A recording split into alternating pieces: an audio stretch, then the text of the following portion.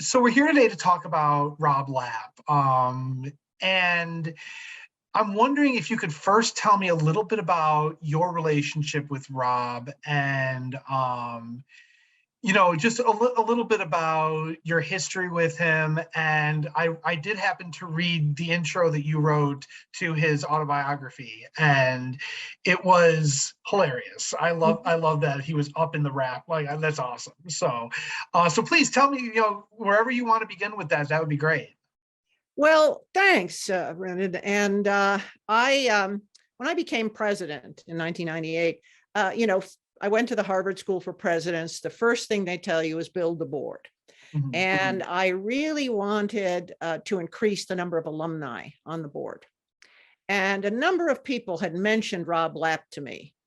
And so we actually we live there now. I'm sitting now in Colorado. Mhm. So we went to our place in Colorado. I arranged to get together with Robb and Jan, who was a marvelous person and also very supportive of CTS. And it was just a great meeting. We clicked, and I recruited him for the board of trustees. And over the years, as I got to know him, and from that example you're talking about in his book, there's a leak in the ceiling in McGiffert. Robb flies to Chicago, and my secretary says Robb's on campus. He's in McGiffert, and little did I know he was actually in McGiffert, inside the ceiling, looking for the leak. And that's why when he retired from the board gave him a plaque with a hammer on it. Okay. He didn't just, he chaired the committee that oversaw the buildings, but he wasn't going to just take anybody else's opinion for it. And I had the pleasure of knowing Robb in wearing many different hats, because I got to know him as a trustee. The four of us with Jan, we became friends. We saw each other in Colorado. I remember being at Robb's house up in the mountains and him chasing a bear off of his deck with a broom. Oh my gosh. Fairly hands-on. And this house, later in life, they sold it and moved into a condo, but this house overlooked the Continental Divide. Oh, cool. And Robb had built a lot of it himself, as well as overseeing the construction. And then as time passed and I was teaching online, Robb enrolled to do a degree, another degree after his first CTS degree. And he had the most marvelous approach to theological education. It was all fabulous. And I'm looking at you on the screen here in the Zoom. And of course, when you're teaching online, you're teaching on Zoom. Right. And Robb's eyes were just always sparkling and open. And he was great at it. And he would also help the other students. And I found offline, he was actually helping other students. Wow. And because I think he's a very mature person in very many ways, but when it came to the spirit, he was like, wow. Just, that column I just wrote about wow, Yeah. Robb had wow.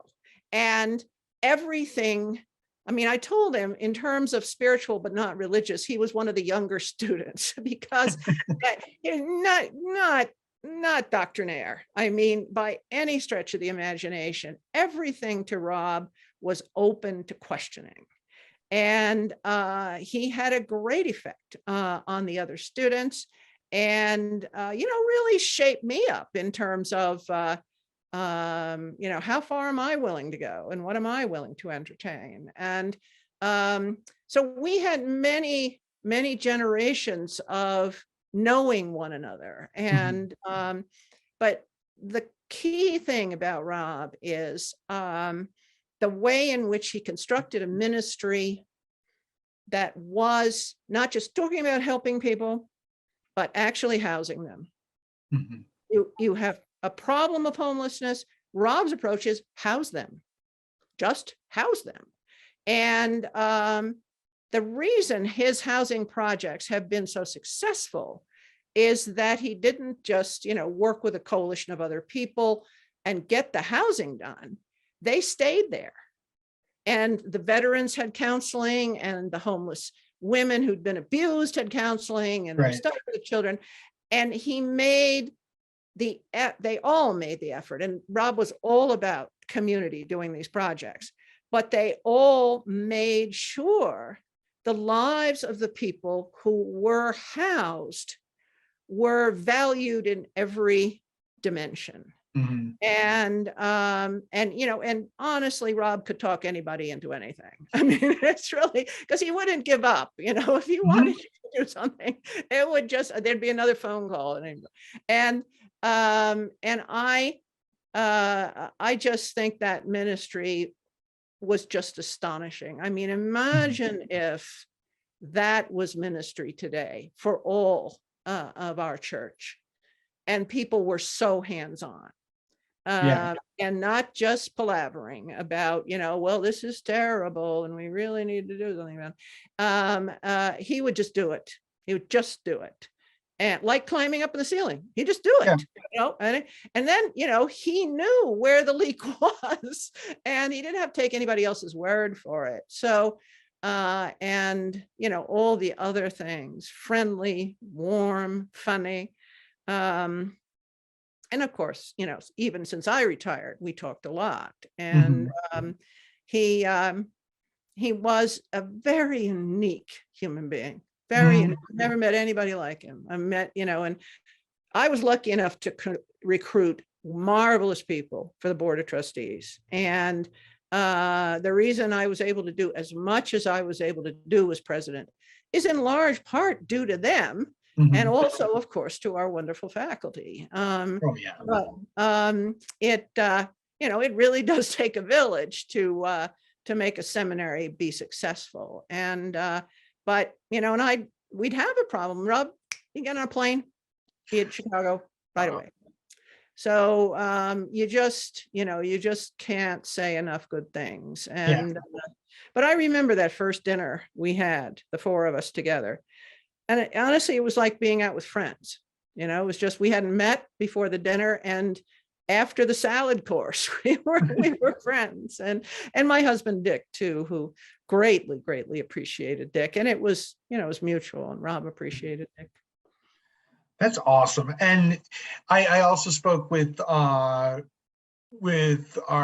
Yasmin, our librarian, and she mentioned, because she runs the Lab Commons, obviously, so she had a lot of interaction with Rob, and just the stories that people have about him are just so overwhelmingly positive. Like, I haven't heard anybody say like, well, it was, I will miss Rob because of XYZ, but no, there's none of that. He's just, he's almost saintly, Yeah, he would hate that, by the way. He would just absolutely hate that. Oh, I know. That's what Yasmin said too. We called a saint. Yes, I should have mentioned the Lapp Learning Commons, another, contribution of the Lapp family.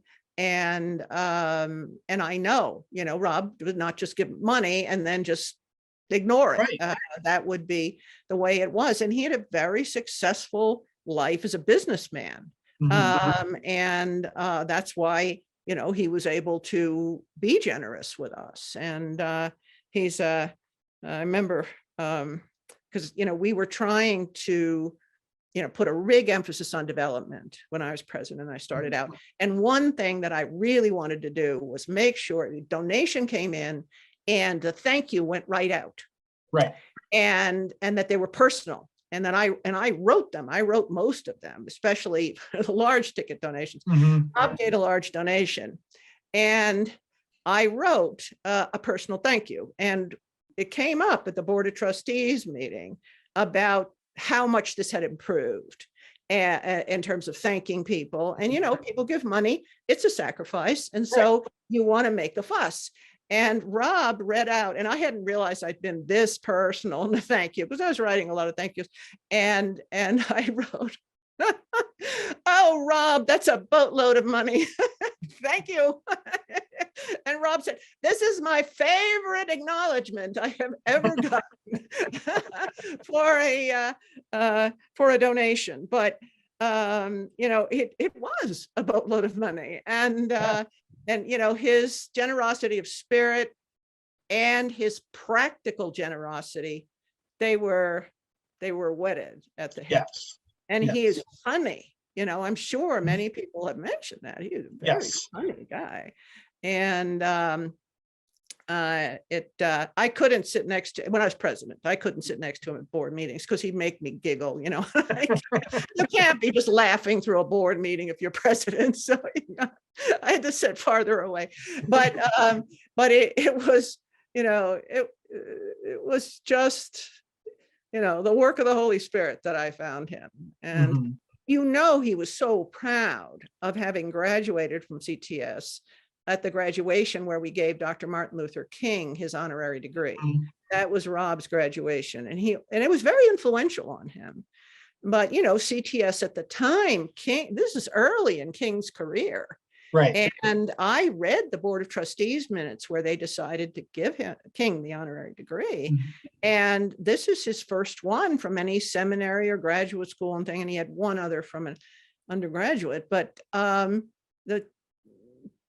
president at the time said, yes, he's young, but we really think he will amount to something. And, so let's encourage him. He said that, let's encourage him with this degree. And I mean, that says wonders about the CTS that Rob attended. Yes. And that, really helped form him for the hands-on social justice ministry that he did all of his life. And it sounds like he was just hands-on with literally everything, like with people, with repairs, with housing the homeless. I mean, just the things that he accomplished just seem so extraordinary, and I don't think he would, from what I understand of him, because I only knew him from Wednesday gatherings, but it seemed like he would really not like to be acknowledged in that way. Like he Yeah, he is very, very modest person. Very modest. And he didn't think what he was doing was extraordinary. Right. And when you think about it, it's not extraordinary to actually put word and deed together. It's just so rare. And but I think he had many trials and tribulations in his life as well. And he never let them get him down. And there was always a cheerful word, always a kind word. And I think sometimes because of the trials and tribulations, he threw himself into these, social justice ministries with the hands-on. Look what he did for La Forêt, the camp in Colorado. That would have gone under without Rob. And we still, when we were working in the admissions committee at CTS, figure out, where did our really strong candidates come from? We noticed it was from conferences that had strong camping programs. Camping programs are very important feeders for seminaries. And, the youth programs and so forth, they are very important to a future of clergy. Right. It's not the only feeder. We get, many pipelines, but camping programs were remarkably prominent in the survey that we did. And Rob's work with La Forêt, and they held a celebration of his life at La Forêt. And because it was just a real contribution to the conference.